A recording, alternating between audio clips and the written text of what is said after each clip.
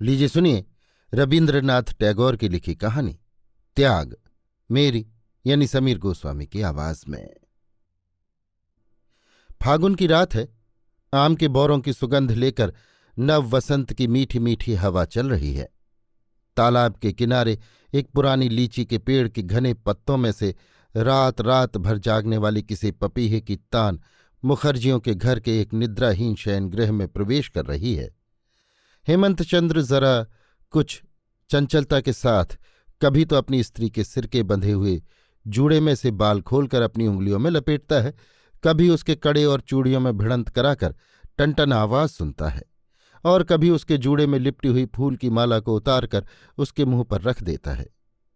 शाम के वक्त चुपचाप खड़े हुए फूल के पौधों को सचेत करने के लिए हवा जैसे एक बार इधर से और एक बार उधर से उन्हें जरा जरा हिला डुला देती है। हेमंत की भी लगभग वैसी ही हालत है, पर कुसुम सामने के चांद और उसकी चांदनी में बहते हुए शून्य की ओर आंखें गड़ाकर चुपचाप बैठी है। पति की चंचलता उसे छूकर उससे टकराकर पीछे लौट जाती है। अंत में हेमंत ने कुछ अधीरता से कुसुम के दोनों हाथ पकड़कर झकझोर डाले। बोला, कुसुम, कहाँ हो तुम?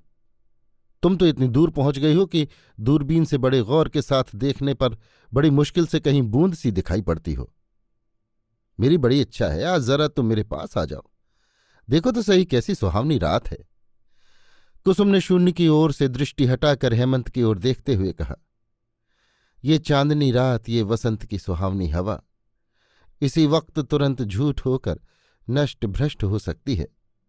मैं एक ऐसा मंत्र जानती हूं। हेमंत ने कहा, अगर जानती हो तो इस वक्त उसे पढ़ने की जरूरत नहीं, बल्कि ऐसा मंत्र अगर कोई याद हो कि जिससे हफ्ते में 3-4 इतवार या छुट्टियां पड़ें या रात शाम के 5-6 बजे तक ठहर सके तो उसे सुनने के लिए मैं तैयार हूं। कहते हुए उसने कुसुम को और भी अपनी ओर खींचना चाहा, पर कुसुम उस आलिंगन की बेड़ी में पकड़ाई न दी। कहने लगी, मरते वक्त जो बात मैं तुमसे कहना चाहती थी उसे आज ही कहने को जी चाहता है।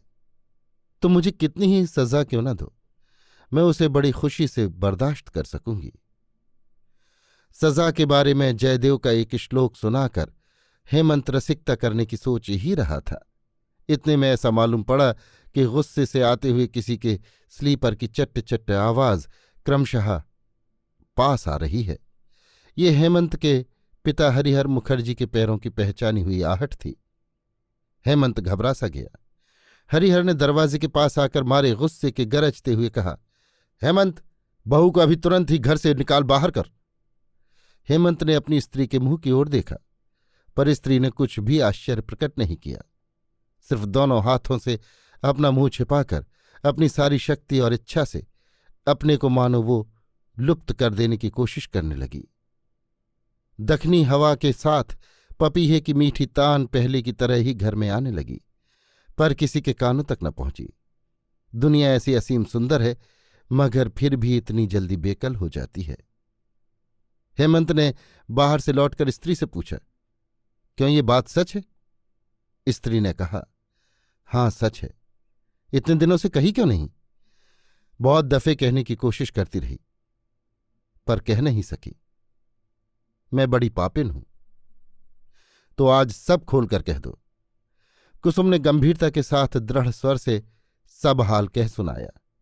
कहती हुई मानो वो मजबूत कदम रखती हुई धीर गति से जलती आग के भीतर से निकल गई। कितनी जल रही थी कोई न समझ सका। सब सुनकर हेमंत उठकर चल दिया। कुसुम ने समझा कि जो प्राणनाथ चले गए उन्हें अब वो पा नहीं सकती। कुछ भी आश्चर्य न मालूम हुआ। ये घटना भी मानो और दैनिक घटनाओं की तरह अत्यंत स्वाभाविक भाव से उसके सामने आ खड़ी हुई। उसके मन में ऐसे ही एक सूखे सन्नाटे का संचार हुआ है। बार बार उसे दुनिया और प्रेम शुरू से लेकर आखिर तक झूठा और शून्य मालूम देने लगा। हेमंत के अतीत प्रेम की सारी बातें याद करके अत्यंत नीरस, कठिन और फीकी हंसी एक पैनी निठुर छुरी की तरह उसके मन पर एक किनारे से दूसरे किनारे तक दाग कर गई। शायद उसने सोचा कि जिस प्रेम को वो इतना समझती थी, इतना लाड़ और इतनी घनिष्ठता थी जिसमें, जिसका पल भर का विच्छेद ऐसा दर्दनाक था, जिसका क्षण भर का मिलन ऐसा सुखमय था, जो असीम अनंत जान पड़ता था, जन्म जन्मांतर में भी जिसके अंत की कल्पना नहीं कर सकती थी। वही वही प्रेम है ये। बस इतनी सी नींव पर ही खड़ा था वो। समाज ने ज्यों ही जरा धक्का लगाया कि चट से वो बालू की दीवार की तरह ढहकर धूल में मिल गया। हेमंत अभी अभी कुछ देर पहले गदगद कंठ से उसके कानों के पास कह रहा था ना, कैसी सुहावनी रात है। वो रात तो अभी खत्म भी नहीं हुई, अब भी वही पपीहा बोल रहा है, वही दखनी हवा पलंग की मशहरी को कपा रही है, वही चांदनी आराम और सुख की थकान से सोई हुई सुंदरी की तरह खिड़की के पास बिछे हुए पलंग पर एक किनारे से बेहोश पड़ी हुई है। ये सब कुछ असत्य है, झूठा है, इंद्रजाल का खेल है। हाँ हाँ, सब झूठा है, सब माया है। और प्रेम, प्रेम उससे भी ज्यादा झूठा है, उससे भी बढ़कर मिथ्याचारी है। दूसरे दिन सवेर ही अनिद्रा से खुश्क हेमंत पागल की तरह प्यारी शंकर घोषाल के घर पहुंचा। प्यारी शंकर ने पूछा, कहो भाई हेम, क्या खबर है? हेमंत मानो एक जबरदस्त आग की तरह खूब ऊंची लौ में जल उठा और कांपता हुआ बोला, तुमने हमारी जाति नष्ट की है, मेरा सर्वनाश किया है, तुम्हें इसकी सजा भुगतनी पड़ेगी। कहते कहते उसका गला भर आया, कंठ रुक गया। प्यारी शंकर ने जरा मुस्कुराते हुए कहा, और तुम लोगों ने हमारी जाति की रक्षा की है, हमारे समाज की रक्षा की है, हमारी पीठ पर हाथ फेर कर सुख की नींद सुलाया है। हम पर तुम लोगों की बड़ी मेहरबानी है, बड़ा प्रेम है। क्यों? हेमंत ने तो चाहा कि उसी क्षण प्यारी शंकर को भस्म कर दे, पर उस तेज से वो खुद ही जलने लगा। प्यारी शंकर बड़े मजे में ज्यों का त्यों और जहां का तहां तंदुरुस्त बैठा रहा। हेमंत ने भर्राई हुई आवाज में कहा, मैंने तुम्हारा क्या बिगाड़ा था? प्यारी शंकर कहने लगा, मैं पूछता हूं, मेरी एक लड़की के सिवा दूसरी संतान नहीं थी, मेरी उस लड़की ने तुम्हारे बाप का क्या बिगाड़ा था? तुम तब छोटे थे, बच्चे थे, इसके भीतर बड़े बड़े गुल हैं, खिलेंगे तब देखना। सुनो, मेरा दामाद नवकांत जब मेरी लड़की के गहने चुराकर विलायत भाग गया, तब तुम बच्चे थे। फिर 5 साल बाद जब वो बैरिस्टर होकर देश लौटा, तब मोहल्ले में तूफान उठ खड़ा हुआ। शायद तुम्हें कुछ कुछ याद हो और शायद नहीं भी याद हो, क्योंकि तुम तब कलकत्ते के स्कूल में पढ़ते थे। तुम्हारे बाप ने गांव के सरपंच बनकर हुक्म दिया कि लड़की को अगर दामाद के यहां भेजने का इरादा हो तो भेज दो, उसे फिर अपने घर नहीं बुला सकते। मैंने उनके हाथ जोड़े, पांव छुए, मिन्नत की कि भैया इस बार तुम मेरी रक्षा करो। मैंने लड़के को गोबर खिलाकर अच्छी तरह प्रायश्चित करा दिया है, आप लोग उसे जाति में ले लीजिए। तुम्हारे बाप किसी तरह राजी न हुए, मैं भी अपनी इकलौती बेटी को न छोड़ सका। जाति छोड़कर, गांव छोड़कर कलकत्ते आकर रहने लगा, पर यहां आकर भी पिंड न छूटा। अपने भतीजे की ब्याह की पूरी तैयारियां कर चुका था, इतने में तुम्हारे बाप ने जाकर लड़की वालों को ऐसा भड़का दिया कि आखिर ब्याह हुआ ही नहीं। समझे? मैंने भी प्रतिज्ञा कर ली कि इसका अगर बदला न लिया तो ब्राह्मण की औलाद ही नहीं। अब शायद कुछ कुछ समझ गए होगे, पर थोड़ी सी और सुन लो। सारी बातें सुनकर तुम बहुत खुश होगे। इसके अंदर एक रस है, काव्य से भी बढ़कर। सुनो, जब तुम कॉलेज में पढ़ते थे, तुम्हारे घर के पास ही विप्रदास चटर्जी का मकान था। बेचारा बड़ा भला मानस था, अब मर चुका है। चटर्जी महाशय के घर में कुसुम नाम की एक बेचारी बाल विधवा अनाथा कायस्थ की लड़की आश्रित रूप में रहती थी।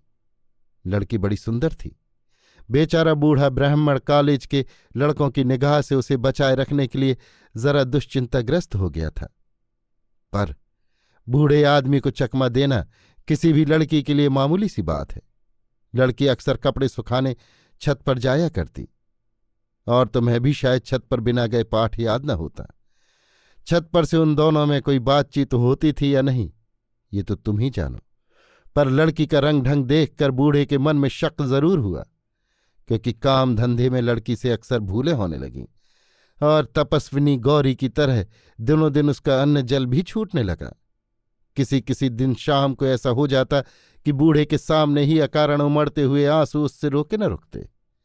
आखिर बूढ़े ने आविष्कार किया कि छत पर तुम दोनों में वक्त बेवक्त नीरव भेंट मुलाकात हुआ करती है। यहां तक कि तुम कॉलेज में गैर हाजिरी करके दोपहर को छत के एक कोने में जीने की छज्जे की छाया में बैठकर किताब के पन्ने उल्टा करते थे। निर्जन स्थान में बैठकर अध्ययन मनन करने का उत्साह सहसा तुम्हारा इतना बढ़ गया था। विप्रदास जब मेरे पास सलाह लेने आया तो मैंने कहा, चाचा, तुम तो काशी जी जाने की सोच रहे थे। लड़की को मेरे पास छोड़कर तुम तीर्थवास करने चले जाओ, मैं उसका भार अपने ऊपर लेता हूं। विप्रदास तीर्थ करने चला गया। मैंने उस लड़की को श्रीपति चटर्जी के घर रखकर उसी को लड़की का बाप मशहूर कर दिया। उसके बाद जो हुआ सो तुम जानते ही हो। सचमुच तुमसे शुरू से अंत तक सब बातें कहने में बड़ा आनंद आया, जैसे कोई कहानी हो। तबीयत तो मेरी ऐसी हो रही है कि इसे पूरी लिखकर एक किताब छपाऊं, पर मुझे लिखना नहीं आता। मेरा भतीजा सुनता हूं थोड़ा बहुत लिखा करता है, उसी से लिखाने का इरादा है। पर तुम और वो दोनों मिलकर लिखो तो सबसे अच्छा हो, क्योंकि कहानी का उपसंहार मुझे अच्छी तरह मालूम नहीं। हेमंत ने प्यारी शंकर की इन अंत की बातों पर विशेष ध्यान न दिया। बोला, कुसुम ने इस ब्याह में कोई आपत्ति नहीं की? प्यारी शंकर ने कहा, उसे आपत्ति थी या नहीं, समझना बड़ी टेढ़ी खीर थी। जानते हो बेटा, औरतों का मन ठहरा, जब ना कहें तो हाँ समझना चाहिए। पहले पहल तो नए मकान में आकर तुम्हें न देख सकने के कारण कैसी पगली सी हो गई, और तुमने भी न जाने कैसे पता लगा ही लिया उस मकान का। अक्सर किताबें हाथ में लिए कॉलेज जाते समय तुम रास्ता भूल जाया करते, और श्रीपति के मकान के सामने न जाने क्या ढूंढा करते। ठीक प्रेसिडेंसी कॉलेज का रास्ता ढूंढते हो ऐसा तो नहीं जान पड़ता था। कारण किसी भले आदमी के घर के जंगले से सिर्फ कीट पतंगों और उन्मत्त युवकों के हृदय के लिए ही रास्ता हुआ करता है। ये सब देख सुनकर मुझे बड़ा दुख हुआ। देखा कि तुम्हारी पढ़ाई में बहुत हर्ज हो रहा है, और लड़की की हालत भी दिनों दिन बिगड़ती ही जा रही है। एक दिन कुसुम को बुलाकर मैंने कहा, बिटिया, मैं बूढ़ा आदमी हूं, मुझसे शर्माने की जरूरत नहीं। तू जिसे मन ही मन चाहती है उसे मैं जानता हूं। वो लड़का भी मिट्टी हुआ जा रहा है और तू भी। मेरा इरादा है कि दोनों का मेल करा दूं। सुनते ही कुसुम सहसा छाती फाड़कर रो उठी और तेजी से उठकर भाग गई।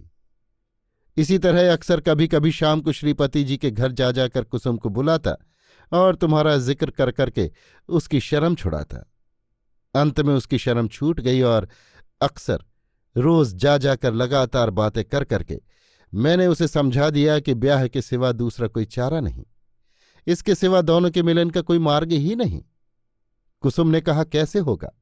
मैंने कहा, कुलीन की कन्या बताकर चला दूंगा। काफी बहस होने के बाद उसने तुम्हारी राय जानना चाहिए। मैंने कहा, वो तो वैसे ही पागल सा हो रहा है, उससे ये सब गड़बड़ की बातें कहने से फायदा।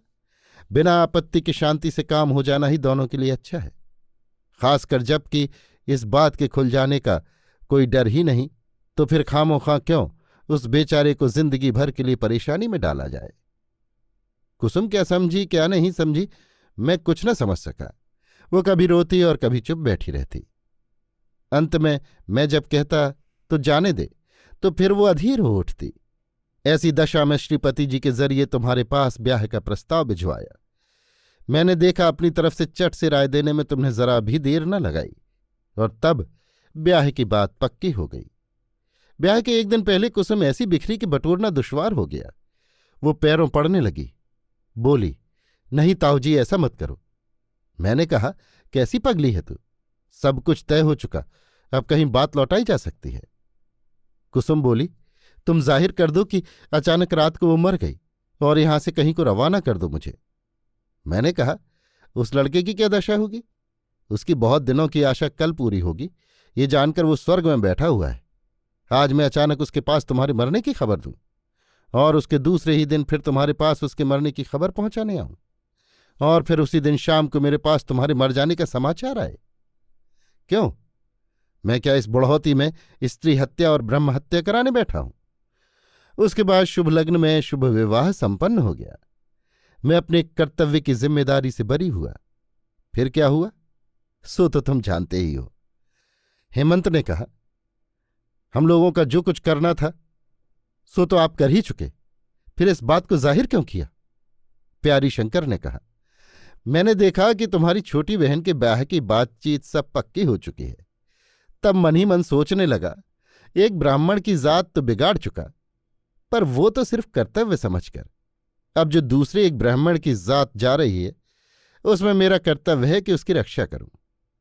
इसीलिए उन लोगों को चिट्ठी लिख दी। उसमें लिख दिया कि हेमंत ने शूद्र की लड़की से ब्याह किया है। इसका मेरे पास सबूत है।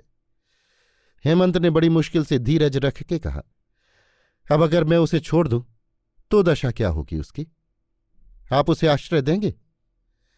प्यारी शंकर ने कहा, मेरा जो काम था सो मैं पूरा कर चुका। अब दूसरे की छोड़ी हुई स्त्री का पोषण करना मेरा काम नहीं। अरे कोई है, हेमंत बाबू के लिए जरा बर्फ डालकर एक गिलास डाब का पानी तो ले आ, और पान भी ले आना। हेमंत इस तरावट की खातिरदारी की परवाह किए बगैर ही वहां से चल दिया। कृष्ण पक्ष की पंचमी है। अंधेरी रात। चिड़ियों का चुहचुहाना बंद है। तालाब के किनारे खड़े लीची के पेड़ों से मानो काले चित्रपट पर गहरी स्याही का लेप सा कर दिया हो। सिर्फ दखनी हवा इस अंधेरे में अंधे की तरह घूम फिर रही है। अंधेरे ने मानो उसे पकड़ लिया हो। आकाश के तारे टकटकी लगाए सतर्क दृष्टि से अंधेरे को चीर कर न जाने किस रहस्य का आविष्कार करना चाहते हैं। हेमंत के सोने के कमरे में आज दिया नहीं जलाया गया है। हेमंत खिड़की के पास पलंग पर बैठा हुआ सामने के घने अंधेरे की ओर देख रहा है, और कुसुम जमीन पर दोनों हाथों से उसके पैर पकड़कर उसके पांवों पर अपना माथा रखे पड़ी है। समय मानो स्तंभित समुद्र की तरह स्थिर हो गया है। मानो अनंत निशिथनी के ऊपर अदृष्ट चित्रकार विधाता ने ये एक चिरस्थायी चित्र खींच दिया हो। चारों ओर प्रलय है, बीच में एक विचारक है और उसके पैरों के पास एक अपराधिनी। फिर चप्पल की चटचट आवाज हुई।